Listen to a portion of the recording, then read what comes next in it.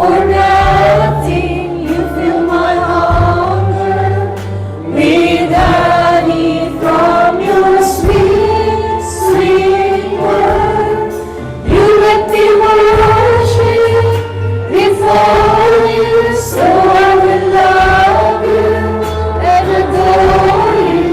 You are my shepherd, you are my Jesus, you are my Lord. You make me lie down in good pastures, you make me wanting for nothing. You fill my hunger with honey from your sweet, sweet word.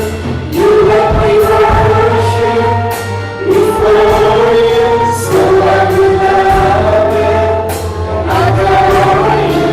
You are my shepherd, you are my Jesus, you are my Lord. You make me lie down in green pastures, you make me wanting for nothing. You fill my hunger with honey from your sweet, sweet word. You let me worship before you, so I will love you, adore you. You are my shepherd, you are my Jesus, you are my Lord. Come to the river of life, you will find healing there. Come to The the river of life, come and drink freely. Come if your heart is searching, come if your soul is thirsty. Draw near and drink of the mercy of Jesus Christ, and the river of life. Come to the river of life, you will find healing there. Come to the river of life, come and drink freely. Come if your heart is searching, come if your soul is thirsty. Draw near and drink of the mercy of Jesus Christ, oh yes, like the river of life.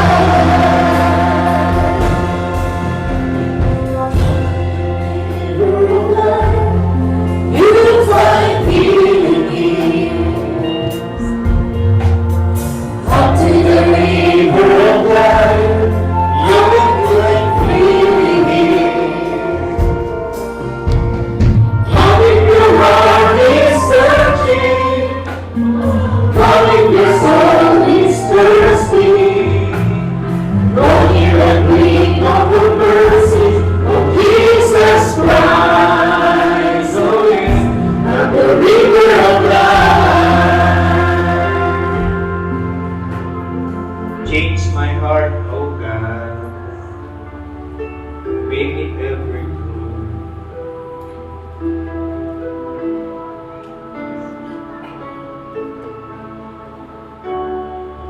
Taas natin natin mga kamay. Let us worship the Lord. He is the King of Kings. He is holy. He is our God. Make it ever true.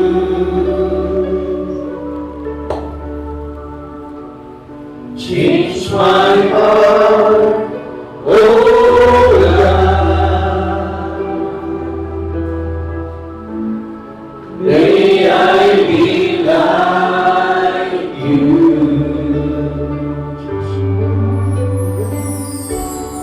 Change my heart, oh God. Make it ever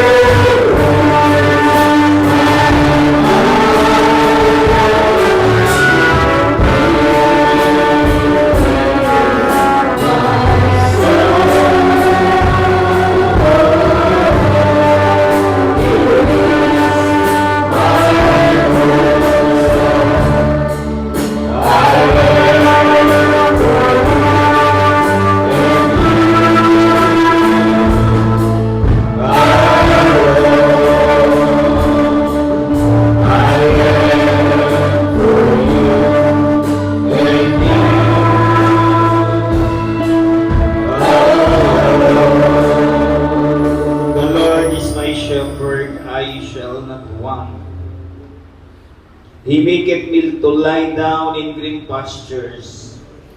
He leadeth me beside the still waters. He restored my soul. He leadeth me in the paths of righteousness for his name's sake. Yea, though I walk through the valley of the shadow of death, I will fear no evil. For thou art with me, thy rod and thy staff, they comfort me. Thou preparest a table before me in the presence of my enemies. Thou anointed me my head with oil, with cup running over. Surely, goodness and mercy shall follow me all the days of my life, and I will dwell in the house of the Lord forever. Ang Panginoon ay aking pastor, hindi ako mangangailangan. Kaniyang pinahihiga ako sa sariwang pastulan. Pinapatnubayan niya ako sa siping ng mga tubig ng pahingahan. Kanyang pinananauli ang aking kaluluwa. Pinapatnubayan niya ako sa mga landas ng katuwiran alang-alang sa kanyang pangalan. Oo, bagaman ako'y lumakad sa lipis ng lilim ng kamatayan, wala akong katatakutang kasamaan, sapagkat ikaw ay sumasa akin. Ang iyong pamalo at ang iyong tungkod ay nagsisiyaliw sa akin.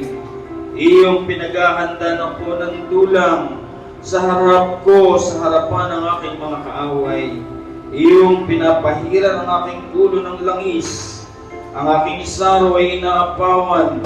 Tunay na ang kabutihan at kaawan ay susunod sa akin sa lahat ng karawan ng aking buhay. Ako'y tatahan sa bahay ng Panginoon magpakailanman.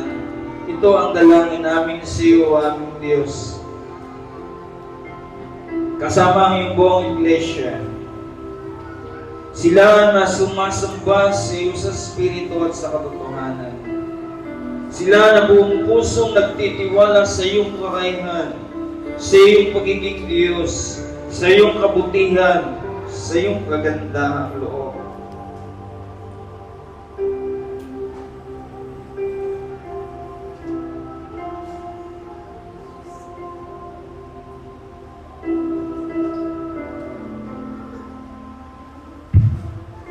Mangyayari ang iyong salita. Ito'y isagawa mo sa buhay ng bawat isa sa kanila. Mula sa pinakamatanda hanggang sa pinakabata. Ito ang salita ng Diyos na aming pinaniniwalaan.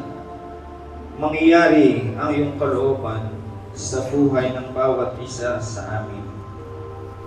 Ang Panginoon aking pastor, di na ako mangangailangan. Umangat man ako sa gitna ng kadiliman, siyang susubaybay sa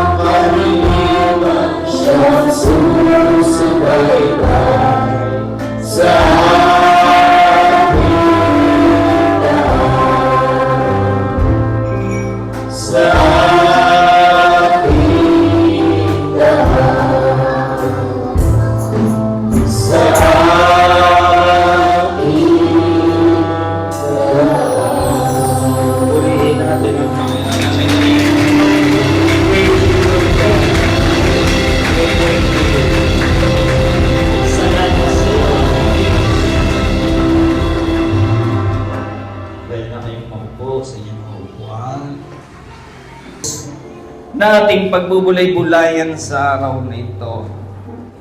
Ito ay awit 23. Kung paano sa susi inyong narinig, there are times that you will be discouraged. There will be time that you will be put in trouble. There will be times that you will walk in the lilies of death. What we need is the Word of God. Akin itong pinagbubulay-bulayan kanina sa upuan pa. Sabi ko sa aking sarili, ang sarap palang basahin ito araw at gabi. Usually, Psalm 91 ang ating binabasa tuwing gabi. At aking nga pagbulay-bulayan ng laman ng salita ng Diyos na ito, ang katotohanan ng kanyang mga salita, na kung ang Panginoon ang ating pastor, hindi na tayo mangangailangan. Kung ang Panginoon ang ating pastor, hindi tayo magiging salat, hindi tayo magiging mahirap. Sapagkat kanyang pinahihiga tayo sa kanyang sariwang pastulan.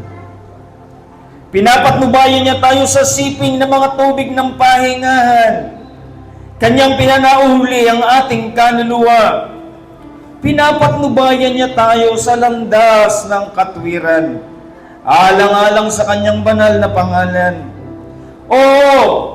Bagaman tayo'y lumalakad sa libis ng lilim ng kamatayan, wala tayong katatakutang anumang kasamaan, sapagkat ang Panginoon ay sumasa atin. Ang kanyang pamalo at ang kanyang tungkod ay nagsisiyaliw sa atin. Tayo'y kanyang pinaghahandaan ng dulang sa harapan ng ating mga kaaway.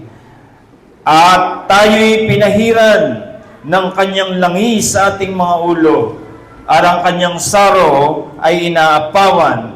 Tunay na ang kabutihan at ang kaawan ay susunod sa atin sa lahat ng karawan ng ating buhay, at tayo'y tatahan sa bahay ng Panginoon magpakailanman. Hallelujah! We praise you. We honor you, O God. Maraming bagay tayong matututunan sa salitang ito ng Diyos. Una, kailangan natin kailangan natin ng isang tao na nanonood sa atin. Dito ay inilintulad tayo sa isang pastol. Aware ako sa pastol sapagkat kami ay nag-alaga ng baka. Sa aming elementary days, may baka kaming inaalagaan araw-araw, umaahon kami sa bundok. At ang ating inaalagaan ito, inihahanap namin ng sariwang pastulan. Ahon kami sa bundok, at naghahanap kami ng mga sariwang damo. At doon namin siya pinapastol, doon namin siya isinusuga araw-araw. May mga panahong tagtuyot at kita namin ang pangangailangan ng baka. At mga panahong ito, makikita namin ang water lily dumidikit sa tabing dagat. At doon sa water lily, doon namin siya isinusuga. Alam ko ang magpastor, alam ko ang mag-alaga ng tupa. At tayong lahat ay inihahalin tulad ng Diyos sa isang tupa. At ano ang ginagawa ng isang pastor? Ano ang kanyang ginagawa? Habang dinadala niyang ang bakang ito ay minsan pumaparoon kung saan niya gusto.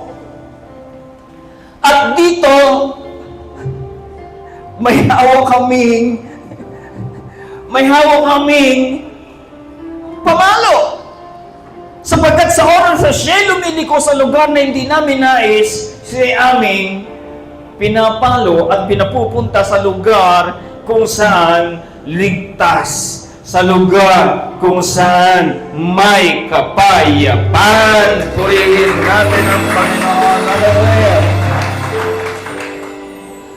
Kahit anong edad ng tupa, actually baka yung aming ilaga. Subalit, kahit anong laki ng baka, ng tupa, kailangan pa rin niya ng mag-aalaga o pastor.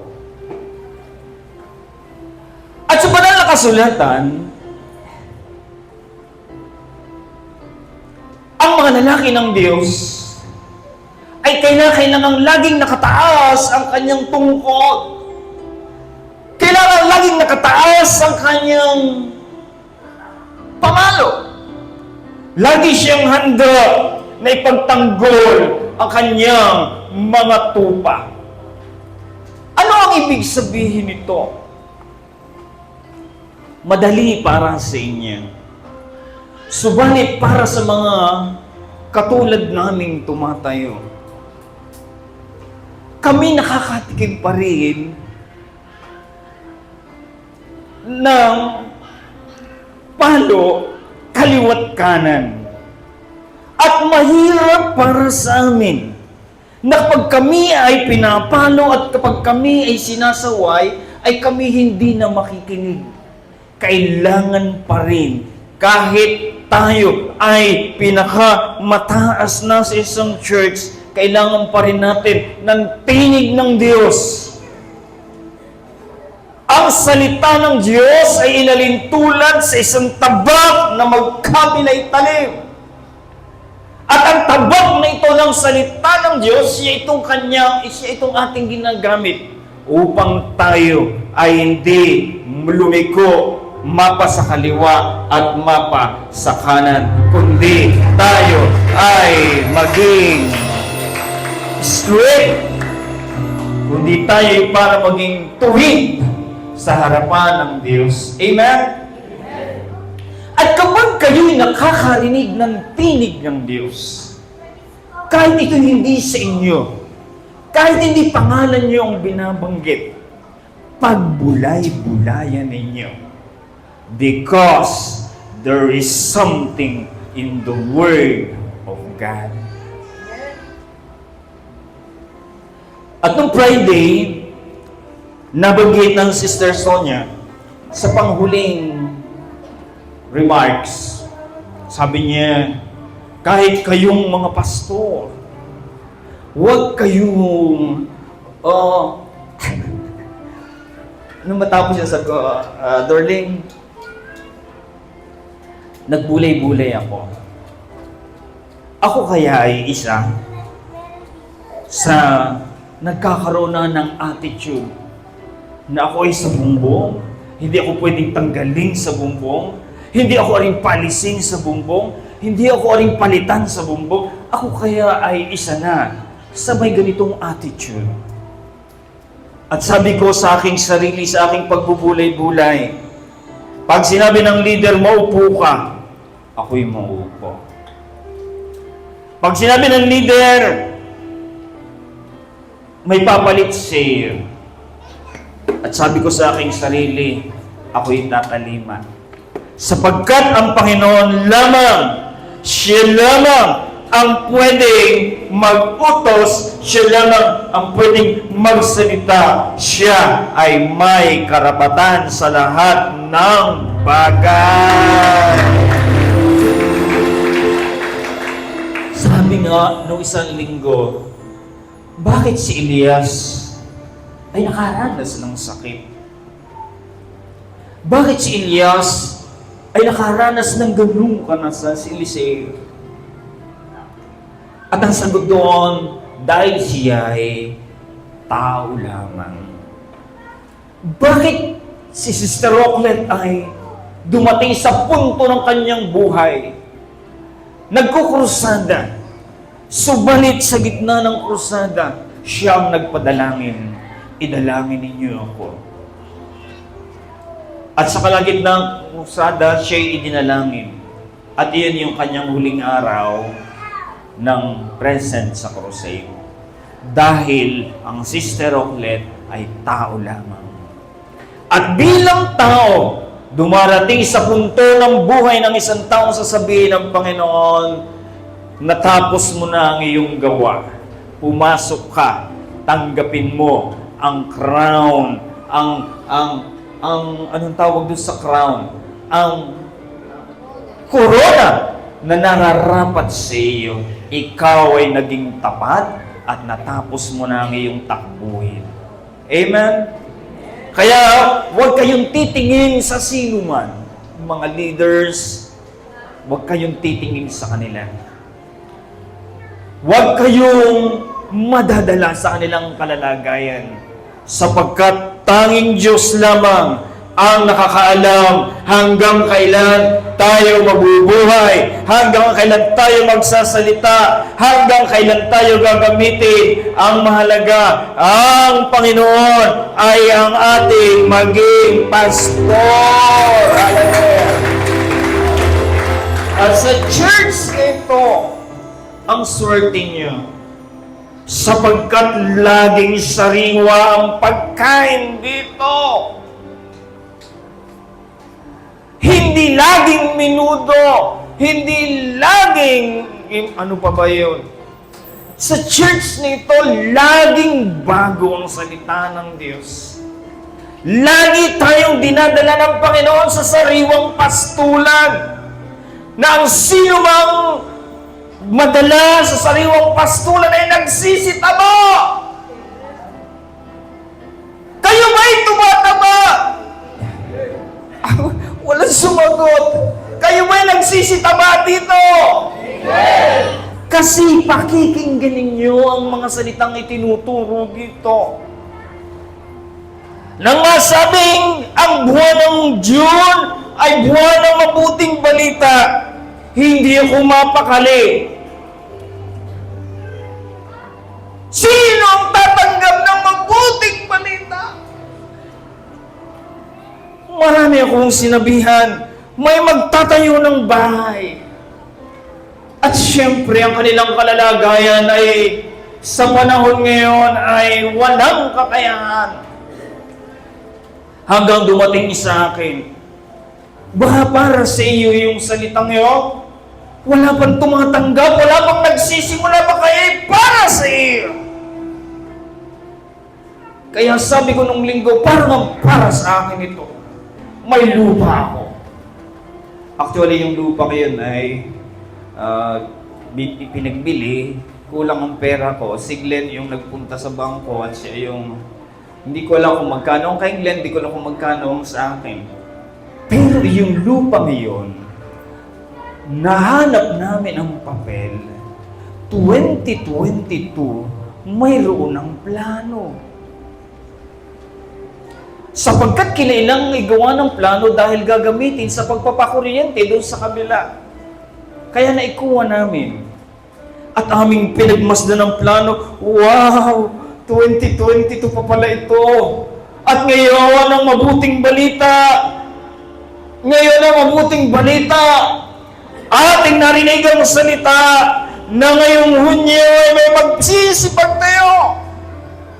Kaya diniklara ko nung linggo, kung ayaw niyo magpatayo, ako magpapatayo. At biglang nabuksan ang kaisipan ni Glenn. Sabi, pwedeng maging akin yun. Pwedeng maging akin yun. Dahil kami ng tatay ay sama doon. Kaya nasabi niya kina Jeren, sa kanyang mga kapatid, pwedeng maging akin yun. May pera ako. May pera pala. May 200,000 akong pwedeng ipagpasimula. Ang tatay naman ay wala. Iyan ang sinasabi ko sa inyo. Ang mga salitang ating naririnig ay ini-address, ladies and gentlemen. Hindi binabanggit kung sino. Pero kayo ay isa sa mga kandidato. Kayo ang ladies and gentlemen, Psalm 23.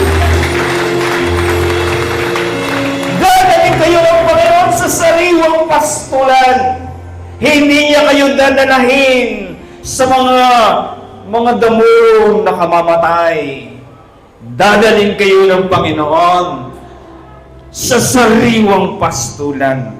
At kayo'y magsisikain, at kayo'y mga bumusok, your cup will run it over! Hallelujah!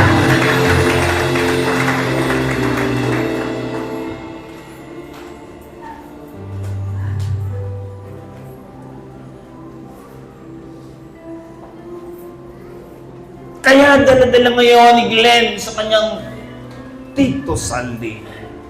Tito, itong plano. Kung paano mo ito gagawin, bahala ka na sa buhay mo. Kaya sabi ni Saldi, sa isang linggo pa ako available. Make yourself available. Make yourself available.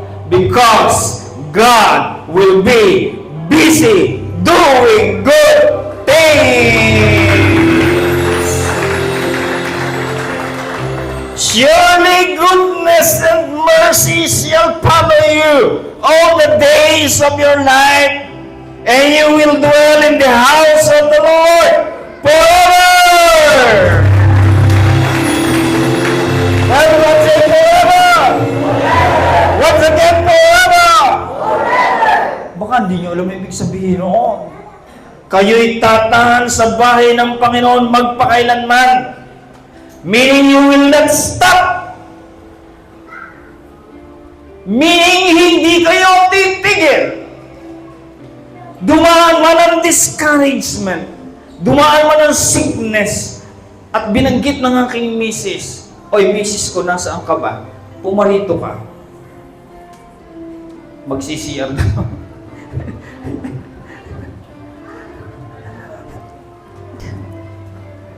Dumaan man. Naalala ko tuloy ang Brother Jerry.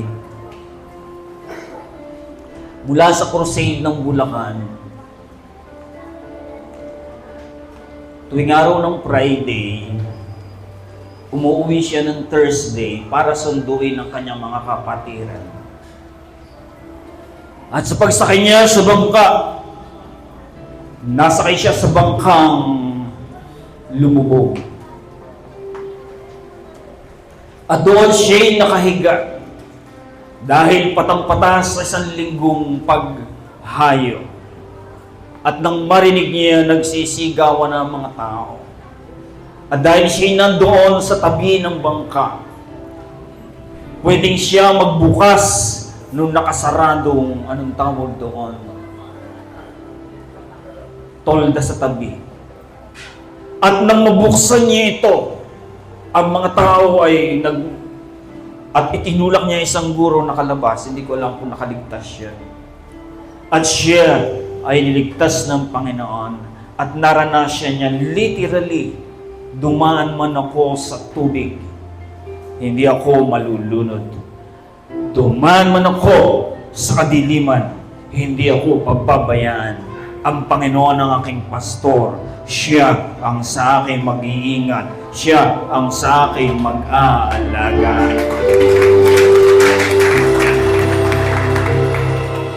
Kaya nabanggit ng asawa ko si J. Ross. Dahil nung kami makiat dito, siya yung sumusolo. Sabi ng misis ko, wow, parang si Jerem ng Angono. Sabi, wow, ang ganda ng boses ng bata. Dumaan sa lilim ng kamatayan. Hindi ko alam kung anong grade level. At nagkataon na si Jason during that time, gabi-gabi ay nagre-report sa amin dahil kami nasa Kabayanan. Dito, isang linggo na si Jairus, pasama ng pasama ang kalalagayan. Dati, nakapagsasalita. Ngayon, paikot-ikot na lang. Pakicheck niyo po ang kanyang kalalagayan. At namin siyang pinagmasdan. At di namin alam bakit si Jason ay parang ginugulo. Mayroong force na nagtutulak sa kanya. Do something. Sa amin, dahil bata pa ito, wala pa sa amin yung tawag sa kanya. Subalit sa kanyang ama, may nagpupumiglas.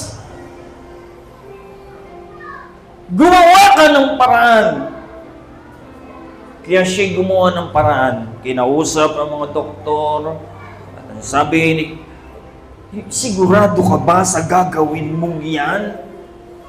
Hindi mo ba alam na sa gitna ng pagbibiyahe may pwedeng mamatay yan? Saan mo yan isasakay?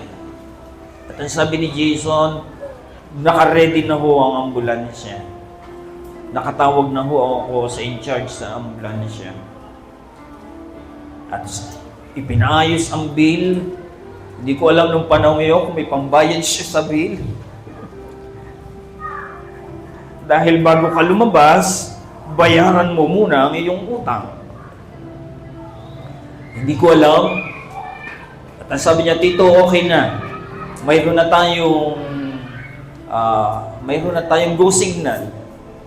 At kasabay kami doon. Hindi ko alam kung nakasama na ang kanato at ang kangade, hindi ko alam. Basta nandun na kami sa ospital. At siya sinakay doon sa, At doon, pabalik-balik kami. Hindi alam ng doktor kung anong gagawin dahil ang pasyente namin ay mukhang hindi na humihinga. Kung sa binangonan ay gaganyan-ganyan, doon, wala. Migayang katawan. At para ma-check ng nurse kung talagang buhay pa, kumuha ng ballpen at pinaksasaksak si Jairus sa kanyang palad ng paa. Hindi ka agad mabigyan ng gamot sapagkat hindi alam ang history dun sa lugar ng binangonan kung anong gamot ang ibinigay. Kaya kailangan mo nang palampasin ang yung gamot na naiturok ay dahil delikado. At doon nga, hindi namin mauri ang pabalik-balik si Jairus, dinadala sa doktor, dinadala sa nurse, at doon na nagtapos ang aming alam. Dahil kami ay umuwi na. At si Jason na nag-alaga doon. At bumalik si Jairus, ano naman natin lahat, kung ano nakasaksak sa kamay, at kung saan-saan para lamang pinakain doon. At ito ngayon si Jairus, buhay na buhay. Dahil ang Diyos ay may plano pa sa kanyang buhay. Duman sa lilim ng kamatayan, ang kanyang ama ay sinamahan ng Diyos. At sila'y lumabas. Buhay.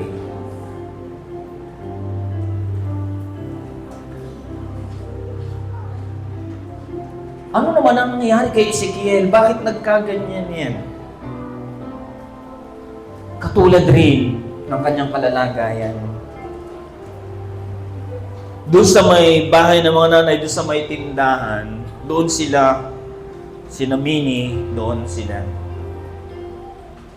At ang batang ito ay bata. At nakikita namin ni Pipit. Sabi namin ni Pipit, aba, anong nangyayari sa batang ito? Kaparehas din niya. May lagnat, pinainom ng gamot sa lagnat, hindi bumababa ang lagnat. At ang sabi namin ni Pipit, panunuorin na lang ba natin ang batang ito sa ganitong kalalagayan? Wala pa tayong gagawin. Panunuorin na lamang ba natin ang bata sa ganitong kalalagayan? Ang Diyos ay nangungusap sa mga sabihin na nating sa bawat isa. May plano ang Diyos. May nais ang Diyos. Wala siyang anumang ninanais kundi pawang sa ating ikabubuti. Kaya sabi namin, Mini, dalahin mo yan sa...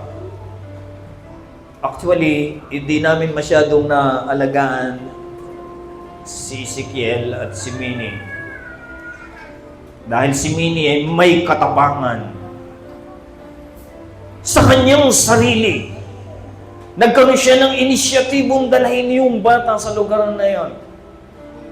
Kung si Jairo si aming nasubaybayan, si Mini, siya lang at ang kanyang anak ang dumo. Silang dalawa lang doon. At nakita natin, nang iuwi din niya na mayroon ding hose sa ilong at doon pinakakain. Kaya siguro lumaki ang ilong ng batang yan. At nang lumakas na siya, bata pa kasi isang gol, hindi gaya ni Jairos. Pinanonood namin siya. Nailabas yun, pinakakain. At kami nagkatuwa sapagkat minsan, nakita namin ni Mini, pinagkatan ng ilong ang bata, tinanggal. Ay, hindi naman kami marunong magpasok. Kaya simula noon, ayan. Kaya lang, hindi na bumutugtog ngayon, pagka nga naman ang ina ay ganggang, nakakalungkot. Pagka nga naman ang ina ay ganggang din, paminsan-minsan. Kaya kayo aming pinagsasabihan. Kaya kayo aming tinuturuan, sapagkat kayo aming pananagutan. Hindi naman namin pwedeng sabihin siya yung matalino kayo kung hindi nyo ginagawang pagiging matalino ninyo. Bakit kailangan laging nakataas? At pag bumababa, nakatalo ang Israel. Bakit kailangan kami laging nagsasalita? Bakit kami kailangan laging nagpapaalaala? Sapagkat patulad ng mga Israel na nakikipagbaka, ang ating buhay araw-araw ay punong-puno ng pakikipagbaka. At kapag aming ibinaba ang tungkod at ang pamalo, kayo'y patuloy na manghihina. At ayaw ng Diyos na kayo'y magsipanghina. Tingnan ninyo ang mga batang ito. Nung nakaraan linggo, kung nanalangin hindi mawari ang gagawin, may nag-aayos ng brick. Ngayon, hindi na sila makakilos ng gano'n. Sapagkat sinasabi, mali ang inyong ginagawa. Tumindig kayong maayos. At aking pinanood ng mga bata. Habang nananalangin, mga tahimik naman sila. Ating silang tinuturuan, atin silang ginagawin, atin silang sinasamahan. Sapagkat gano'n ang maging pastor. Gano'n ang mag-alaga ng tupa. Kapag sila'y nangyayat, kasalanan mo. Kapag sila'y nagsitaba, kasalanan mo rin. At ang pastor, walang iniisip kung hindi kayo ay magsitaba. Hallelujah! Maring kayo ay aming pinagsasabihan. Subalit ang pangasalitang ay maging inyong kaaliwan. Huwag kayong mga lulungkot. Huwag kayong mga sisiphayo.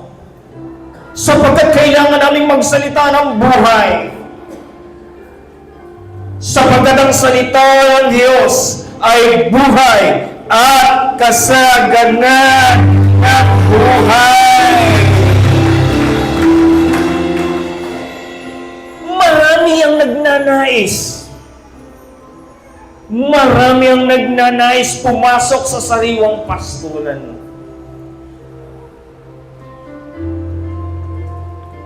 Subalit ang iba'y hindi nakatatagal. Ang iba'y nagtatalo ng kagulumihanan, ng discouragement, ng sakit at ng karamdaman.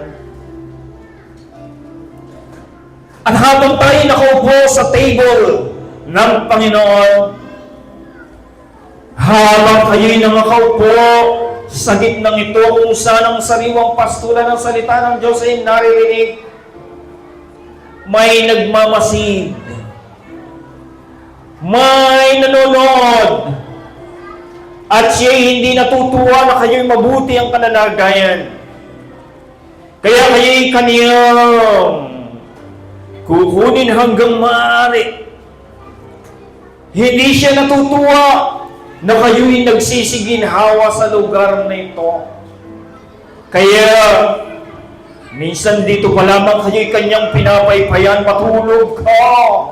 At siyang hilo'y naghikab. Ayaw niyang nakakarinig kayo ng salita ng Diyos. Sapagkat ang salita ng Diyos ay gamot. Amen ba? Amen. Ang salita ng Diyos ay gamot. Ang salita ng Diyos ay sandata laban sa lahat ng sulingin ng kaaway na nais sa inyong magparusa.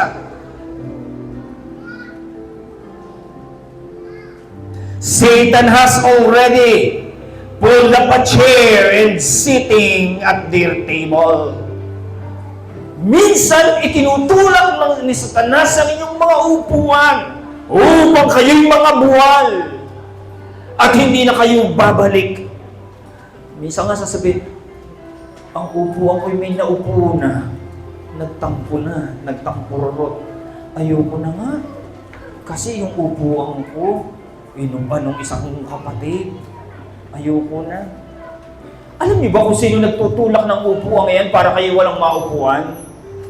Si Satanas. Kaya hindi kayo babalik na. Kaya pinalalaki natin ang church. Kung kayo man ay mawala na ng upuan dito, mayroon pa dun sa taas. Tinatanong ako ng aking asawa, bakit tinanggal ang table? Dahil kayo'y nasisikipan na. Kailangan natin siya kayong paluwagin. Pag naman ini-open yung taas, ayaw naman magsiupo doon at mainit daw. Palagyan mo muna ng aircon, brother, bago ako maupo diyan. Kaya ating tinanggal ang table para wag niyong sabihin, ako'y wala ng upuan. Patuloy nating bibigyan kayo ng upuan. Labis ang ating upuan dito. Sapagkat ayaw kong maging dahilan upang kayo'y magsilabas. Bakit hindi ka lumaten? Mainit sa simbahan yan. Wala kayong masasabing anuman. Sapagkat sa lugar na ito, inaayos natin ang bawat bagay. Don't let Satan pull out your chair. You must be seated here. Huwag kayong lalabas. Huwag kayong hihinto. Ano ba ang ginagamit ng kaaway? Huhubaran natin siya ngayon. Ano pa ang ginagawa ng kaaway para kayo hindi manatili sa lugar na ito?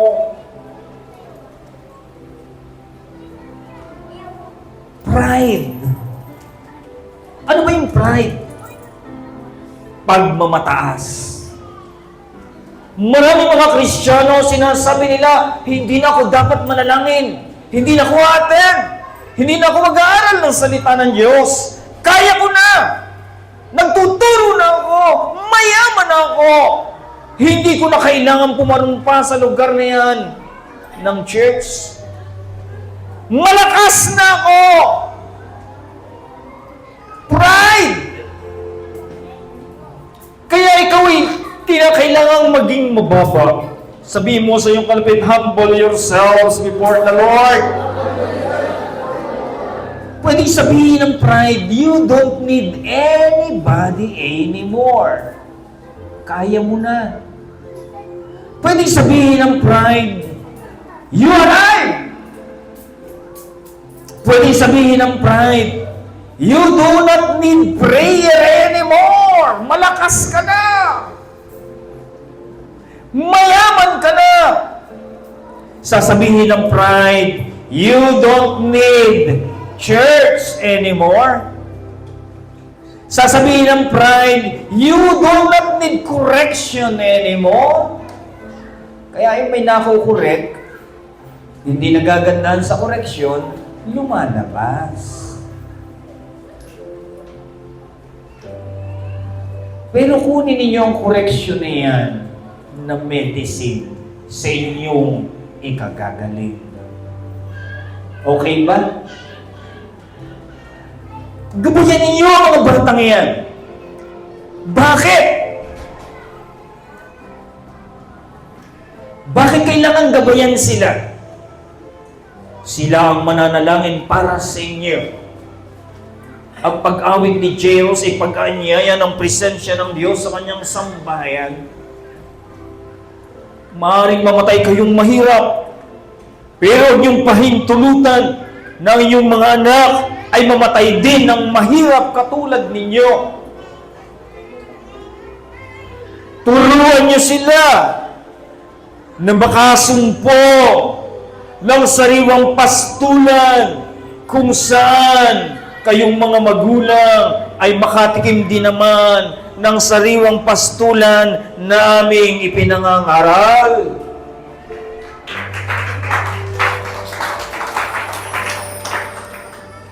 Napakaganda ng halimbawa sa church. Mga anak ng pastor, pinag-aaral. Si Sister Sonia ay napakagandang halimbawa. Nang sila'y umalis sa trabaho, ang sabi ng mga tao, anong inyong ipagpapaaral sa kanila? Ang sabi ng tao, anong inyong ipakakain sa kanila? At sila'y naniwala sa Diyos. Diyos ang sasagot. At ngayon, ang kanyang mga anak, 100,000 ang sweldo isang buwan, daig pa ako.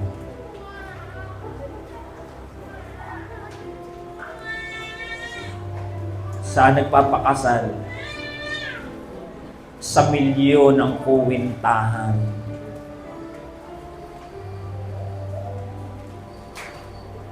At ngayon ay muling magpapaasawa sa ikatlong pagkakataon.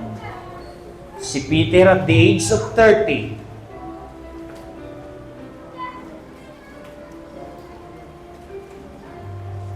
At saan sila ipakakasal muli? Sa milyon-milyon uling usapan at kuwintahan.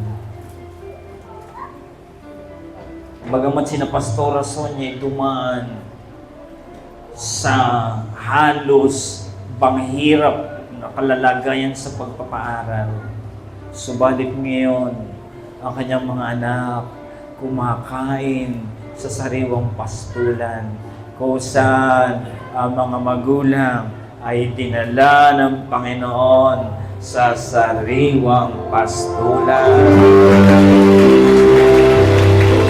At kung ang inyong mga anak na katulad nito ay inyong tuturuan, kayo ay mahirap, isasalban nila kayo sapagkat sila isasamahan ng Panginoon.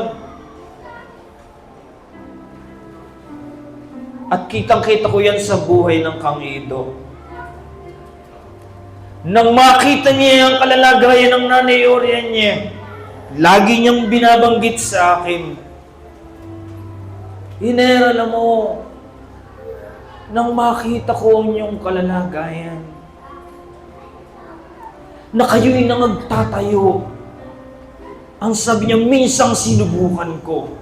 Maghanda ko ng mga gamit na pampatayo. Subalit hindi pala sapat yun.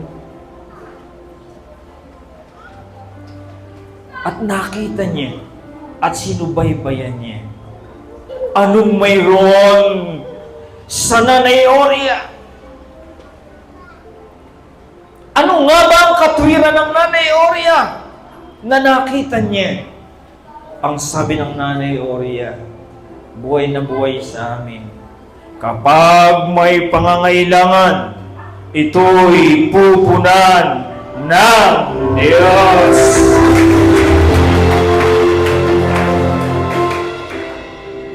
Ang sabi ko sa kanya, nanay, high school pa lang ako, bakit ako'y dinadala mo sa morong? Ang mahal-mahal ng aking magiging gastos. At simple lang ang sagot niya. Sabi niya sa akin, alagaan mo ang ati uray mo.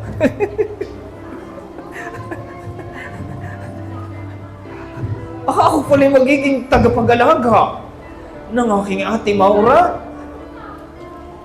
Paano ko kaya siya aalagaan?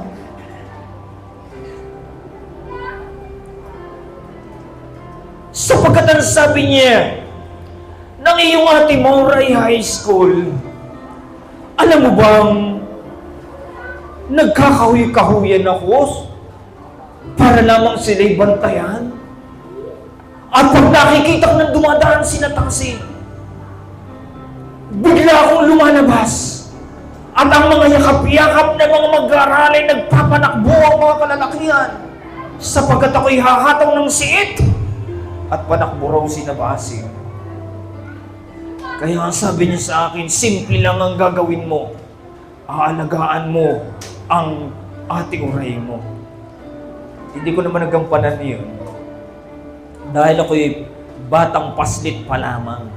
Subalit, sa pananaw ng aking nanay, ganito, makita ka lang nila, ligtas na sila. Ayan. Ginawa kong pastor, taga-alaga ng ate ko. At ang ate ko'y nakapagtapos. Nang matapos ay buntis naman kaagad. Sapagkat hindi na nilargahan ni Basil nang matatapos na. Kaya naman ang nanay Ori ang mahal na mahal ang kanyang anak na Sister Maura. Nag-usap ang mag-asawa, paano kaya natin isasalba si Maura?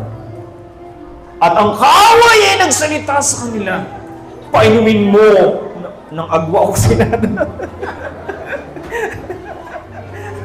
Painumin mo ng pinakamapait na kahoy na pwedeng mamatay si Marjorie. At pinainom. At nang magpainom ng isang beses, buhay pa rin si Marjorie. At sabi ng dalawang mag-asawa, ay hindi natin mapatay si Marjorie. Sige na nga, ipakasal na natin kay Basil. Ayan. Kaya naman, may Diyos na siyang sa atin ay nag-aalaga, na siyang sa ating nangangalinga. May Diyos na nakakakita ng ating mga kalalagayan. Ang Diyos na ito ang nasa ating kalagitnaan. Hallelujah! Nais kang alagaan ng Panginoon? Anong sagot ninyo? Ay tatatlo yata ang nais alagaan ng Panginoon. Nais kang ingatan ng Panginoon. Nais kanyang pakainin ng sagana ng Panginoon. Nais ng Panginoon makabot ka sa lugar na ninanais pagdalhan ng Panginoon kung saan ikaw ay may kapayapaan. Hallelujah! Minsan, bakit nangyayari na tayo ay nami-miss natin ang mga bagay-bagay na ninanais ng Diyos sa atin? Bakit we miss?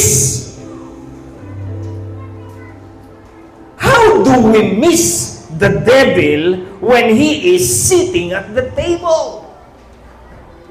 Minsan dyan, binubulungan kayo. Matulog ka. At tayo naman ay natutulog ng mansarap ng tulog. Namimiss natin. Pag tayo nire-rebuke, sasabihin ng kaaway, ayan, nire-rebuke ka na naman. Huwag ka nang bumalik. Bakit tayo'y nalulusutan? First, because of our weakness. spiritual weakness. Hindi natin nadi-discern ang nagbubulong na pala ay kaaway. Kaya makakarinig tayo ng mga lalaki at babae nagpapatotoo katulad ni Jenny Lim na hindi ko narinig ang kanyang patotoo. Na ayon sa kwento ng aking asawa, si Jenny Lim nagpapatotoo na siya pala ay nais magpakamatay. Subalit salamat sa Diyos. Salamat sa Diyos. Salamat sa Diyos. Siya'y kanyang iningatan.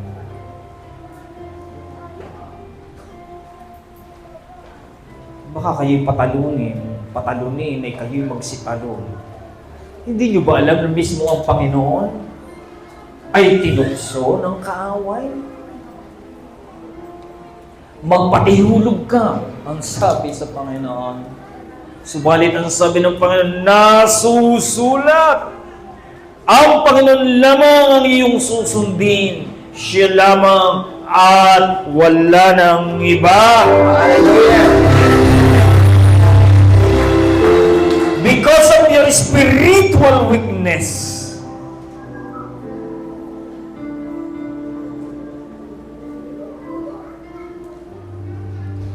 nagiging mangmang tayo. Kaya yung sinabi ko kanginang si Minnie ay, ayan, si Esek nandun na. Hindi niya alam ang kanyang ginagawa. Ako'y nasa entablado noon sa Subay. At yung isang supervisor sabi sa akin ni Ma'am Pretty Dali, Hiner, ituro mo naman ang siyota ni Jerem. Inaabangan, gustong makita ang itsura ng siyota ni Jerem. At nakalampas, hindi ko na malayan. At ang tinatawag ang Chudoro. Ano bang pangalan ng batang yan? Chudoro Eric! Walang umakyat. Sabi ko, Panginoon kong Diyos, supervisor ako, ang pamangkin ko, hindi umakyat at hindi kinuha ang certificate. Kaya sabi ko, nasaan ka? Talagang kayo. Ayaw yung gabayan ng inyong mga magulang, ang inyong mga anak. Huwag naman kayong maging mangmang. Sabihin mo sa iyong kalipin, huwag ka maging mangmang. Gabayan ninyo yung mga anak. Dalahin nyo sila sa sariwang pastulan. Pwede ba? Pag nadadaman ninyo na inyong mga anak kaya ayaw nang magsiatin, itulak ninyo, papuntahin nyo sa presensya ng Diyos. Tanungin nyo sila, anak, anong problema mo? Bakit hindi ka na makadalo? At alamin niyo ang kanilang palalagayan. At ipaliwanag niyo sa kanila, anak, do not stop. Magpatuloy ka. Sapagkat iyan ay kaginhawahan ng iyong buhay. Spiritual weakness. Ikalawa, spiritual blindness. Everybody say blindness. Nabulag na. Nabulag na kayo ng Diyos ng sanlibutan ito. At ayaw ng Diyos na kayo'y bulagin ng kaaway. Literally, may binulag ang kaaway sa banal na kasulatan. Sino yun? Tinanggalan ng mata. Dinukit. Sino yun?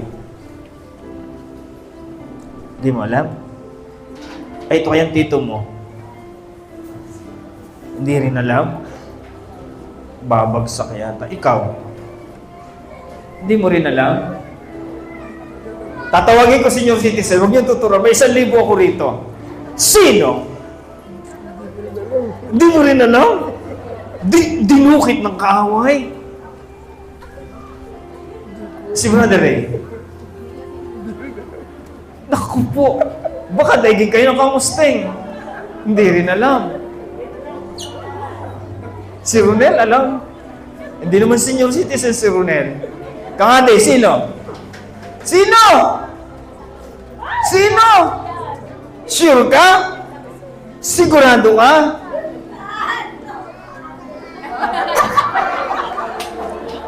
Bantalin na naman ang kangadi pag may 1,000, ano? Si Samson! Hindi niyo ba nakakaalala yun? Si Samson! Dinukit ang kanyang mga mata!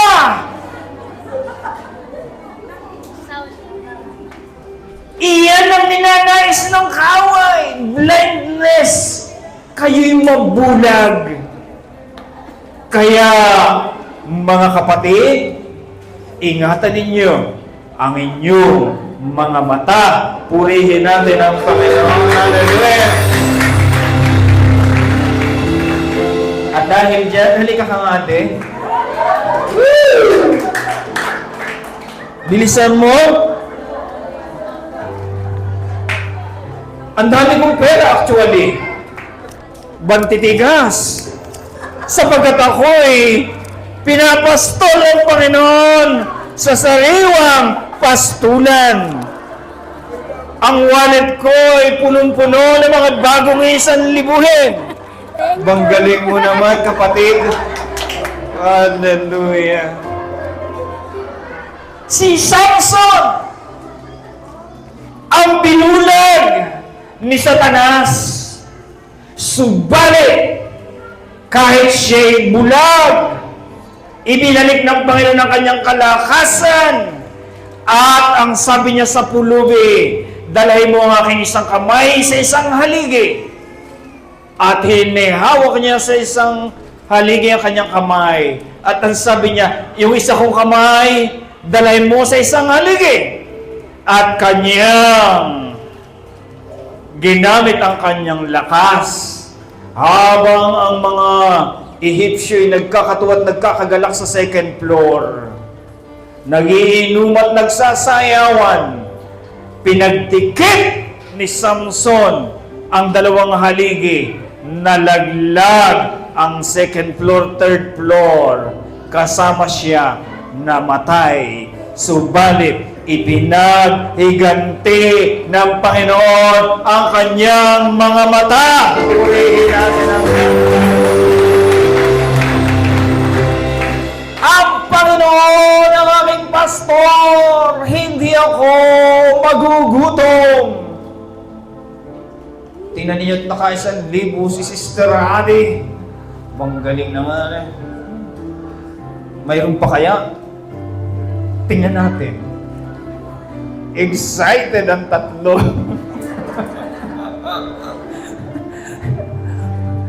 Sabi ng tatlo, oo nga, no? Sayang. Sayang. The third reason is yung sinabi ko kay Minnie, tama kay Virgin, ganggang, kamangmangan. Ano yung sa English? For 1,000. Eksaktong salita ang aking kailangan. Walang titingin sa kaliwa at sa kanan. Ay, ano pala? Sorry. Ay, pinakita naman agad ni Miss. Sayang. Ignorance. Huwag kayong maging mangmang. Huwag kayong maging ganggang. Huwag kayong maging igno. Mag-aral kayo. Mag-aral kayo ng salita ng Diyos. Misye, nang hinayang sila. Woo! Sayang. Sayang. My people perish because of lack of knowledge. Ang aking buhay ay napapahamak dahil sa kakulangan ng karunungan. Kaya study, study, study. Kayo'y mag-aral.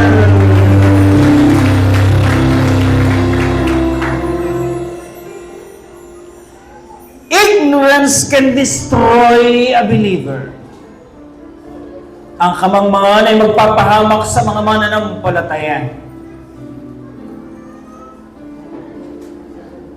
When you do not know what need to know, when you refuse to apply what you know, distraction follows.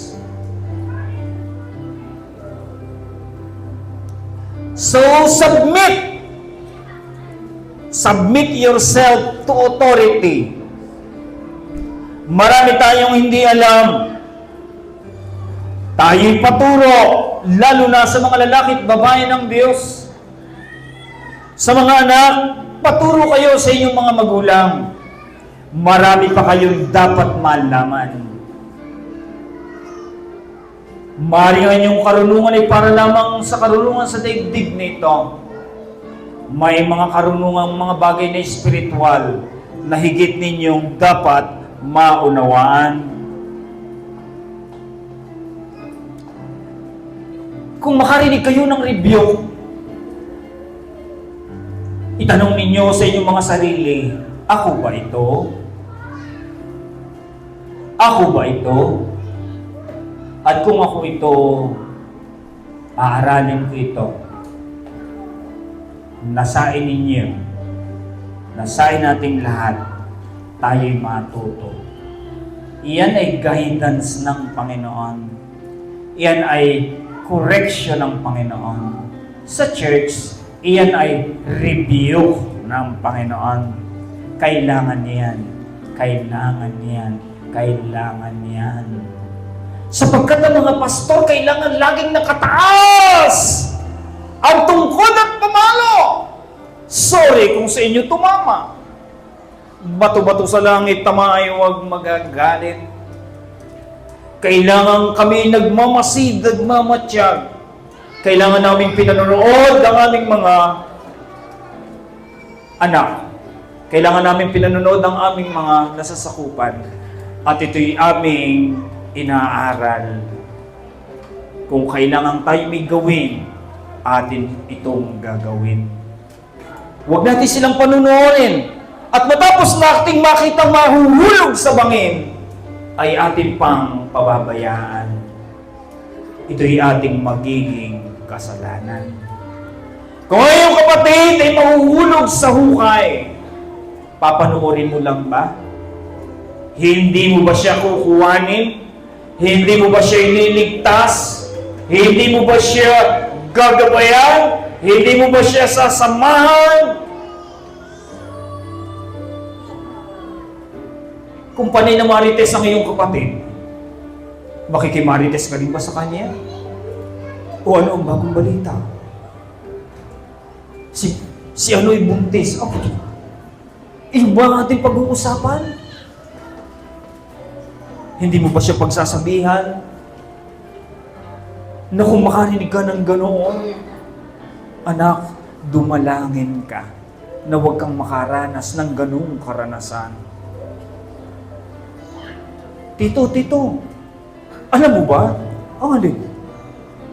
Yung sangkway ng anak? Ha? Sinong ama?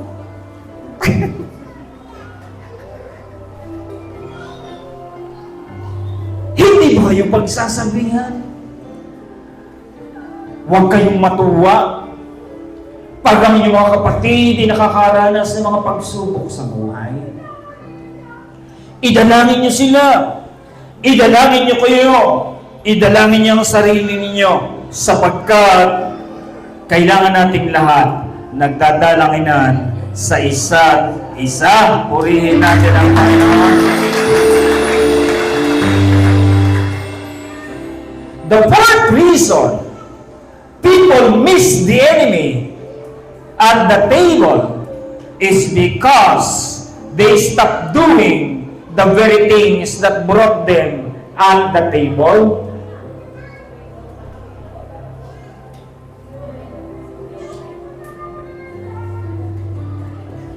Tumitigil, humihinto.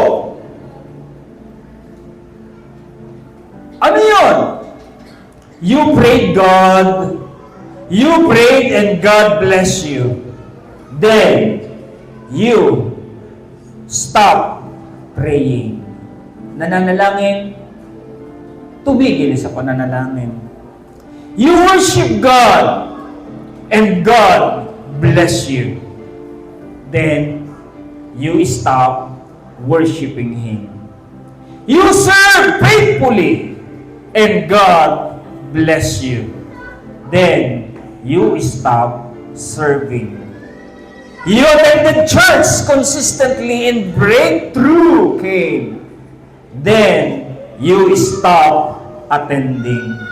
What happens? You abandon. You abandon the principles that brought you into your season of blessing. Iniwan ninyo ang inyong mga ginagawa na nagdadala sa inyo sa mga biyaya at pagpapalang ito. Wag na wag kayong hihinto. Wag na wag kayong titigil sapagkat sa pamamagitan niyan, ang patuloy na pagpapala ay ibibigay ng Panginoon sa inyong lahat. Amen. Purihin natin ang Panginoon. Sabi ng pastor nito, nung siya'y nagpapasimula, dumadami yung miyembro. At minsan, may isang babaeng dumating. Ang sabi ng babae, Pastor, pwede po bang ako ay maging tagalinis ng iglesia? Tagawalis, tagalinis ng CR. At sabi niya, okay, sige. At nang dumating yung babae ngayon, napapansin niya, unti-unting nauubos ang miyembro. Sabi niya, Lord, anong nangyayari sa iglesia? Bakit nangatitisod sila? At minsan, dumating ang praise and worship. Nagsasayaw at naglulundagan. At sabi ng pastor, stop music. At tumigil ang pag-awit. At nakita niya, tumigil ang lahat. At ang babaeng tagawalis na ito ay tuloy-tuloy na naglulundag at nagsasasayaw. At ang babaeng ito ay nag-trembling at biglang nagsalita ang babae. I am a witch! Witchcraft pala yung babae. Kaya pala nauubos. May witchcraft sa church. Manggagaway. Ano ba yung witchcraft? Kaya naman sa iglesia, nakita ng pastor na ito na sa pamamagitan ng ganoon, nakilala niya ang isang tao na nagdadala ng sumpa sa church. At natural, alam niya na ang gagawin ng pastor. Pag nakita niya na mayroong nagiging hadlang sa biyaya at pagpapala, re-reviewin niya siyempre yun. Ang problema, pag may nire-review ng ganon, may nakikisama, may nakikichika. Kaya ang tawag doon ay, yung itinuro ni Carla, conspiracy.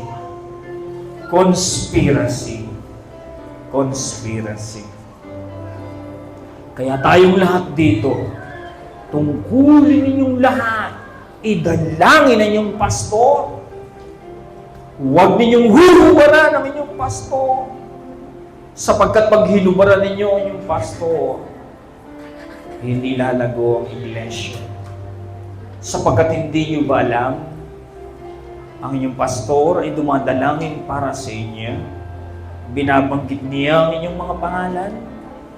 At kapag binabanggit ng mga pastor ang inyong mga pangalan, ang pagpapala ng Panginoon ay inyong mararanasan.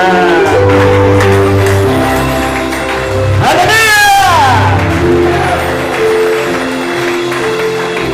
Kaya pag sinabi ng pastor, lundagan tayo, lundagan.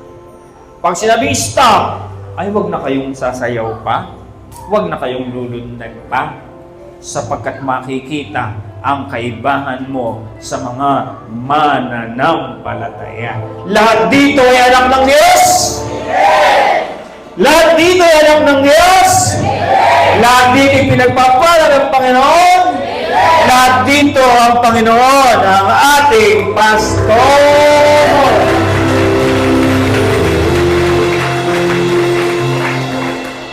Michelle, sige pa, baka tayo ay humaba. Everybody read? The rod is not for punishment. The rod is for protection. The rod is for guidance. The rod is for correction. The shepherd uses the rod against wolves. Ang pamalo, hindi yan para kayo ay parusa.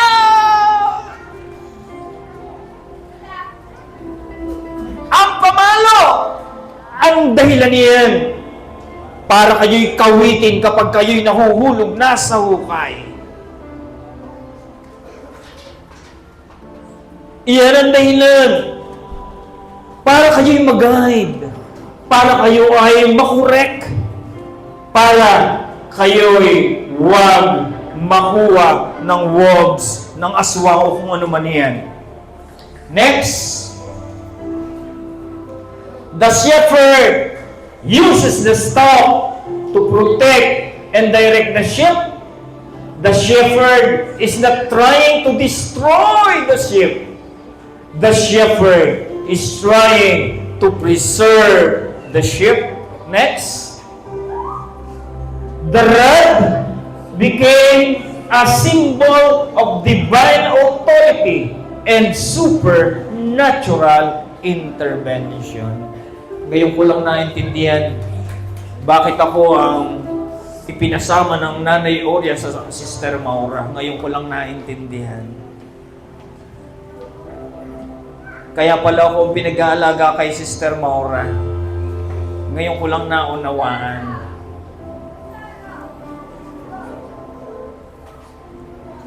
Isang batang paslit, pinag-aral, 3rd year, 4th year. Alam, nakakatuwa yung pag-aaral ko sa RTPI. Nung 3rd year, ang section ko ay Ivory. Nung 4th year, ang section ko ay Ebony. Na noong panahon iyon, sikat na sikat yung awit na Ebony and Ivory. Sabi, nakabuha ko ng awit. Alam niyo ba ako'y pinaglalaruan ng mga kasama ko sa boarding house? Ako'y pinaglalaruan dahil para akong alagang baby nila. Ako'y kanilang pinaglalaruan. Divine authority and supernatural intervention. Everybody say authority. Authority. Again, authority. Authority. Ibig sabihin, pag sinusunod ninyo yung kanilang mga payo, ang kanilang mga pamalo, kung ano mang sabihin sa inyo, pag sinusunod nyo sila, sumusunod kayo sa authority na idiniklara ng Diyos. Ang Diyos ang naglalagay ng mga tao sa kapamahalaan. At kapag sinusunod ninyo ang mga taong inilagay ng Diyos, sigurado ako, ang pagpapala ng Diyos ay inyong mararanasan. Divine authority. Pag sinabing divine authority, authority coming from God. Next, The same God who opened the Red Sea still works today. The same God who delivered Israel still delivers today.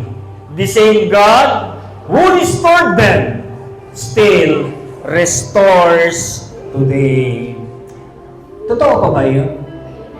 Siyempre naman, yung binasa sa inyo ng aking asawa, ang Diyos, siya noon, siya ngayon, at siya ay magpasawalang hanggan.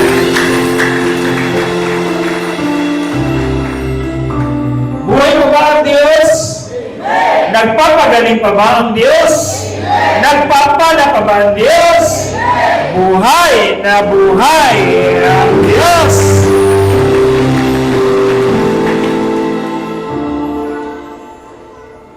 Next, that is why spiritual authority matters. That is why divine alignment matters. That is why you cannot afford to disconnect yourself from the things God uses to preserve your destiny. Everybody say, disconnect. Again. Mahalaga kayo ay nakakonektado pa rin sa Panginoon. Alam niyo ba, pagdating ng araw, pag kayo pumasok sa mall, bumubukas ng kusa ang pintuan ng mall kapag kayo nasa pintuan. Alam niyo ba, si Kristo ang magbubukas ng pintuan sa langit. Pag si Kristo'y daladala ninyo sa inyong kaloob-looban, pag harap ninyo sa pintuang maluwag, bubukas. Pag wala si Kristo dyan, sarado ang pintuan. Sorry, mga kapatid.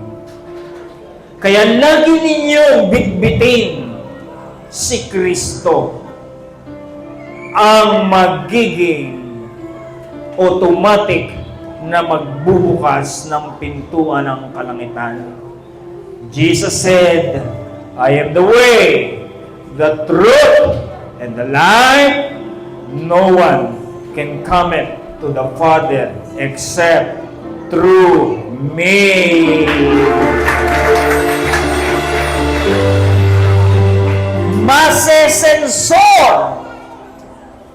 Masesensor ng pintuan kung si Kristo ay nasa sa iyong buhay.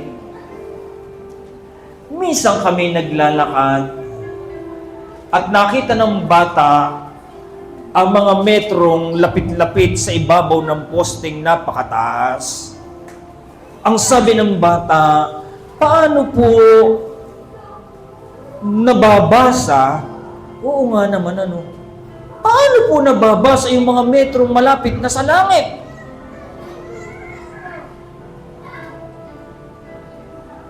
Kung dati manual ang pagbabasa, ngayon, iharap lang, nababasa na.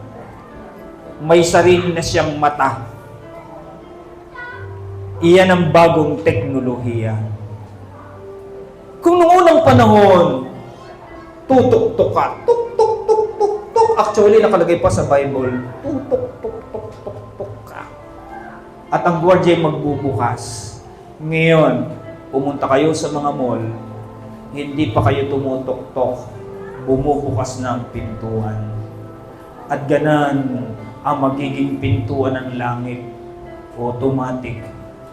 Pag daladala niyo si Kristo, bubukas ang pintuan. Pag iniwanan niyo si Kristo sa inyong mga higaan, pag iniwanan niyo si Kristo sa inyong mga higaan, pag iniwanan niyo si Kristo kung saan-saan, wala kayong pambukas ng pintuan sa kalangitan. Hallelujah! Ano ang sinasabi niyan? Connect yourself in the message of the Lord. The message and the Messiah iisa yun ang Panginoon. Hallelujah!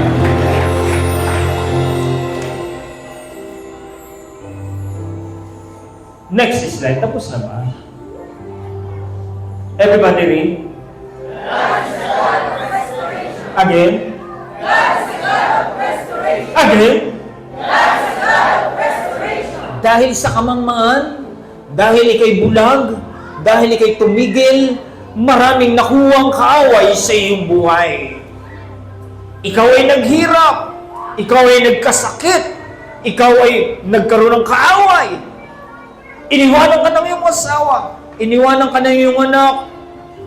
Lahat ng mga yan, pag ikay nagbalik loob sa Panginoon, lahat ng mga yan, kayang ibalik ng Panginoon. Whatever the devil has taken from you, God will restore. Amen. Next. Your joy must be restored. Your health must be restored. Your business must be restored. Your peace must be restored. Your family must be restored. Your destiny must be restored. Iyan ang ninakaw ng kaaway. Ang iyong kagalakan, simula nang ikaw ay huminto, ikaw ay naging malulungkutin. Tignan nyo, yung kalapit baka malulungkutin. Mula nang huminto, nagkasakit. Mula nang huminto, na-stop ang business. Mula nang huminto, naging magulo na ang buhay. Walang kapayapaan. Ang pamilya ay nagkahiwa-hiwalay. At ang pinakamaganda, ang destinasyon ay nakuha ng kaaway. Kaya tayong lahat magpatuloy upang ang lahat na yan ibalik ng Panginoon. Hallelujah. Next slide. Ano yan? Pakibasa. Pakibasa ulit. Rehoboth, meaning the Lord has made room for us. Pinaghahanda tayo ng Panginoon ng mga matitigilan. Ayan. Ako na may tuwan-tuwa sa aking asawa nung nagtatanong, saan nakatira ang prinsipe? At ang sabi ng aking anak ay, kuweba. Ayan. Pinaghahanda tayo ng Panginoon ng mga kwarto, ng mga nakakatuwa yung kasaysayan ni Mese. Yung anak ni Jonathan, apo ni Saul. Si Jonathan, anak ni Saul. Dapat si Jonathan ang papalit kay Saul. Pero si Jonathan ay kaibigang matanik ni David. At sila'y walang pinag-awayan na anumang bagay. Sila'y may tipanan. At may anak si Jonathan na nagkakaroon ng gera at problema. Dala-dala ng nurse, tagapag-alaga. At ang kanyang anak na ito'y nabagsak at nalumpo. At hindi na alam kung anong nangyayari. At naalaala ni David ang kanyang kaibigang si Jonathan. Ang sabi ni David, mayroon ba kayong alam na pwede kong gantihan ng kagandahang loob? At ang sabi, may anak po yan. Nasaan? At sinabi ang kanyang kalalagayan. At ang batang ito, na gano'n ang kalalagayan, ay kinuha ni David at pinatigil sa palasyo. Na-restore. At dati na sa palasyo nakatira, nagkaroon ng problema, nawala sa palasyo. Dahil sa pag-ibig ng Diyos, siya ay binalik ng Panginoon sa palasyo. Kumain siya kasama ng hari. Hello mga kapatid, alam niyo ba na sa ating pagparito ay kasama natin ang Panginoon na kumakain at nag-aaral ng salita ng Diyos? Alam niyo ba yun? Ano sagot ninyo? Amen ba? Siyempre naman. So, you need to dig again. You need to dig again. Kung kayo nagkaroon ng problema, kinakailangan muli kayong magsibalik. Kinakailangan muli ninyong balikan ang mga bagay na inyong iniwan. Maglingkod kayong muli sa Panginoon. Kaya Ezekiel, ikaw ay bumalik sa iyong posisyong kinalalagyan upang ang pagpapala ng Panginoon ay patuloy na ibalik ng Diyos sa iyong sambayan. Oh, hallelujah! Paano ba kayo hindi na muli pang makababalik? Silaban nyo na ang inyong mga dating mga pinagkagagawang mali. Huwag nyo na silang pagbabalikan. Yung mga simple nagbabaraha, aba, sunugin nyo na yung mga baraha. Mga sumasama sa Diyos-Diyosan, sunugin nyo na yung mga Diyos-Diyosan. Mayroon pa ba kayong Diyos-Diyosan? Sunugin nyo na. Huwag na kayong magsibalik sa mga bagay na kinamumuhian ng Panginoon. Yung mga chismoso-chismosa, mga marites, magpapalit na kayo ng pangalan.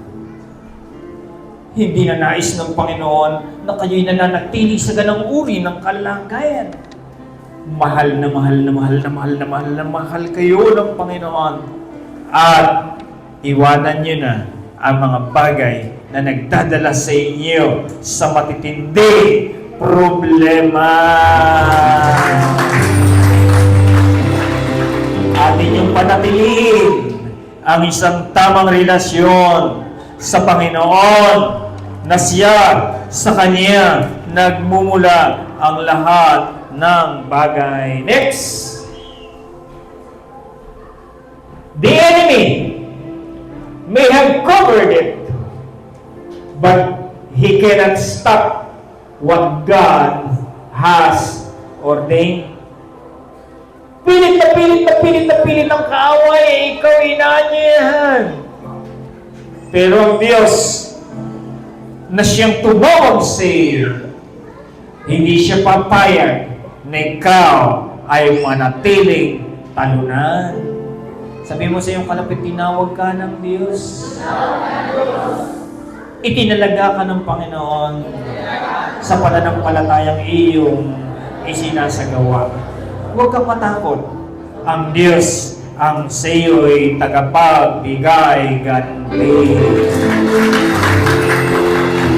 Next. Everybody read.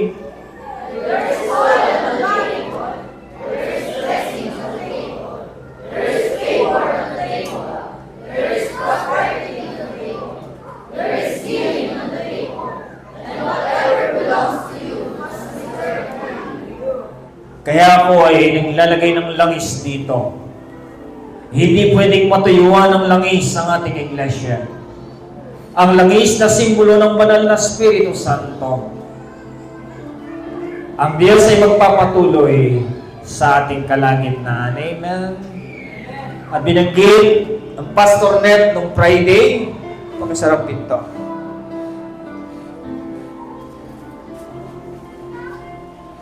Inihalin tulad tayo sa lalaking ikakasal. At may 10 abay, 10 kadalagian, dalagang sasalubong sa lalaking ikakasal. At nang sila'y naiinit na, nauubos na ang langis, nagtagal ang pagdating ng lalaking ikakasal. At ang 10 dalaga, nang malapit na ang pagbabalik, ang pagdating ng lalaking ikakasal, inilabas nila kanilang mga ilawan at nasumpungan ng 5. Kulang na ang kanilang langis. At ang sabi ng 5, uy, pahinginin niyo naman ako. Pahinginin niyo naman ako. At ang sabi nung 5, hindi pwede, sapagkat pag ito'y pinahingi ko, pare-parehas tayong hindi makasasalubong sa Panginoon. At ang sabi nung 5, magsibili kayo. At ang 5'ay nagsibili. At biglang dumating ang Panginoon. Nakapasok ang 5, ang 5'ay naiwan. Ang lalaking ikakasalay ang Panginoong Hesus. At ang babaeng mga naghihintay ay iyan ay ang ating iglesia. Tayo yan, tayong mga tao. At masusumpungan, kalahati ang pasa, kalahati ang bagsak. Tatanungin ko kayo sa church na ito. Sino sa inyo gustong pumasa? Taas ang kamay. Ay, tinan nyo, nahihiya kayo, kaya bagsak talaga. Itaas na mataas ang kamay. Iyan din ang dalangin ko, na wala isa man dito ay bumagsak. Pwede ba yun? Pwede naman! Pwede ba yun? Pwede naman. Sapagkat yung 5 ay nagsilabas na. Kaya nandito lahat mga pasa na. Pero huwag kayong magtatry na mag-stop. Huwag niyong susubukan tumigil sapagkat malapit na ang pagbabalik ng Panginoon. Hallelujah. June 22, lumindol sa Venezuela. Ano ba basahin? Venezuela. Lumindol sa Japan, lumindol sa China, lumindol sa Pilipinas. Buong Pacific Ocean, Pacific Ring ay naglindulan. At sa Venezuela, 100,000 ang nawawalang tao. Natutuwa ako dun sa isang video. 18-day-old na baby nakuha, inilabas at ibinigay sa ama. Nakakatuwa. Isang himala, 18 araw na bata, iniligtas ng Panginoon doon sa grabe ang nangyari doon. Kaya tayo ay kailangang araw-araw naghahanda sa pagbabalik ng Panginoon. Amen? Kaya kung hindi pa tayo handang gaano, tayo patuloy na maghanda, patuloy tayong manalangin, italangin natin sila. Kailangan kasing nangyayari yan sapagkat nasusulat. There will be shaking. Spiritual and natural. Shaking na yan ay darating upang ihiwalay ang mga ipa sa mga tunay na bigas. Sa mga tunay na may laman. Kaya yung 5 nang niyayanig na, nagsilabas at nagsipaghinto. Subalit yung 5 ay nanatili, ginagawa ang kalooban ng Diyos, nanatili sa presensya ng Diyos.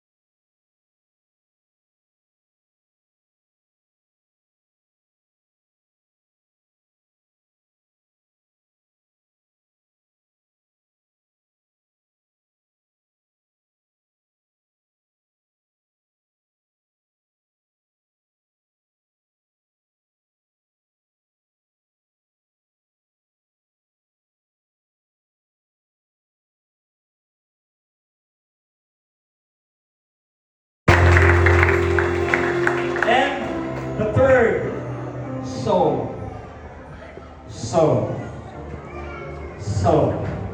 ito ang prinsipyo ng Diyos. Kung nais yung walang patay ang pagpapala, kung nais yung patuloy, magpatuloy ang binhi, patuloy kayong maghasik, sapagkat habang may langit, may lupa, ang paghasik at ang pag-aani ay hindi kailangang mahinto. At kapag kayo'y maghahasik, yung ugali ng ating mga magulang, ito'y aming naranasang magkakapatid. Pag kami nag-aani ng mais, ang utos sa amin ng aming mga magulang, anak, ang mga magagandang mais, huwag mong kukuhanin. Baliin mo ang kanyang tangkay at itungo mo sa lupa. I-prepare mo siya sa lupa. Kaya binabali namin yung pinakamagagandang tangkay. Kaya yung mga magnanakaw, tuwan-tuwan eh. Pag nanakaw, yung malaki nga naman ano. Pero mo alam yung mga magnanakaw, si Satanas, wala siyang ginagawa, kundi magnakaw. Kaya pag kayo may nakahanda ng iasik, sasabihin ng magnanakaw, napakaganda niyan. Isang kabang bigas yun. Ibili mo ng isang kabang bigas. At ikaw naman, dahil ikaw ay weak, dahil ikaw ay blind, dahil ikaw ay sasabihin, oo nga naman, ano? Aba, oo nga naman. Oo nga naman. Pero kung ikaw ay maghasik, alam mo na sa iyong paghasik, kung ano ang iyong iniyasik, siya ang iyong anihin. Totoo ba yan? Pag naghasik ka ng mais, anihin mo ay? Pag naghasik ka ng may sakit na mais, pag-ani mo ay kurarat ang anihin mong mais. At kabubuhian mo ang mais niya. Dahil niyasip mo ay kurarat, aanihin mo rin ay kurarat na mais. Kaya sa lugar nito, lugar kung saan ang Panginoon ang ating pastor, hindi tayo pagkukulangin ng Panginoon sapagkat sa lugar nito, itinuturo ang lahat. Ibinibigay ang mga susi kung paano tayo magsisipagani ng saganang ating. Tayo lahat ay tumayo, minsan pa natin awitin yan.